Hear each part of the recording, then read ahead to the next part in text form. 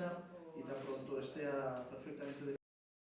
Nos non aceptamos leccións de transparencia do Partido Socialista e do señor Besteiro. Antes ten que convencer, pois, por exemplo, a Francisco Camaño ou ten que convencer aos afiliados socialistas que denuncian a existencia de pisos patera para alterar o resultado das primarias, non?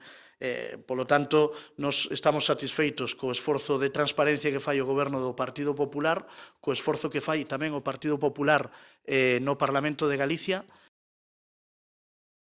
Cando o Partido Popular estaba na oposición no Parlamento de Galicia, o Partido Popular consumía o 33% do tempo de debate no Parlamento de Galicia e que, pois o certo é que hoxe a oposición consume o 80% do tempo de debate no Parlamento de Galicia. Polo tanto, nos escoitamos a oposición todos os días, a oposición é importante no Parlamento de Galicia, hoxe máis que cando gobernaban os socialistas na Xunta de Galicia, na era do bipartito.